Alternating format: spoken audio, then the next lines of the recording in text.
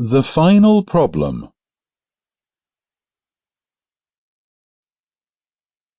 It is with a heavy heart that I take up my pen to write these the last words in which I shall ever record the singular gifts by which my friend Mr. Sherlock Holmes was distinguished.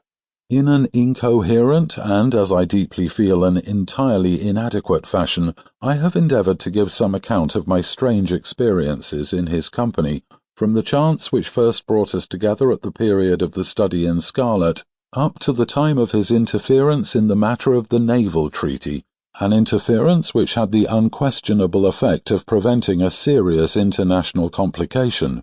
It was my intention to have stopped there, and to have said nothing of that event which has created a void in my life which the lapse of 2 years has done little to fill. My hand has been forced, however, by the recent letters in which Colonel James Moriarty defends the memory of his brother, and I have no choice but to lay the facts before the public exactly as they occurred. I alone know the absolute truth of the matter, and I am satisfied that the time has come when no good purpose is to be served by its suppression. As far as I know, there have been only 3 accounts in the public press: that in the Journal de Genève on May the 6th, 1891, the Reuters dispatch in the English papers on May the 7th, and finally the recent letter to which I have alluded.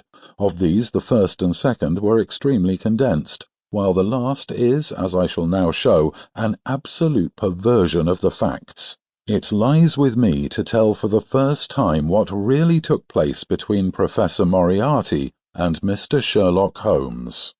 It may be remembered that after my marriage and my subsequent start in private practice, the very intimate relations which had existed between Holmes and myself became to some extent modified. He still came to me from time to time when he desired a companion in his investigation, but these occasions grew more and more seldom, until I find that in the year 1890 there were only 3 cases of which I retain any record. During the winter of that year and the early spring of 1891, I saw in the papers that he had been engaged by the French government upon a matter of supreme importance, and I received 2 notes from Holmes, dated from Narbonne and from Nîmes, from which I gathered that his stay in France was likely to be a long one. It was with some surprise, therefore, that I saw him walk into my consulting room upon the evening of April the 24th. It struck me that he was looking even paler and thinner than usual. "Yes, I have been using myself up rather too freely," he remarked in answer to my look rather than to my words. "I have been a little pressed of late. Have you any objection to my closing your shutters?" The only light in the room came from the lamp upon the table.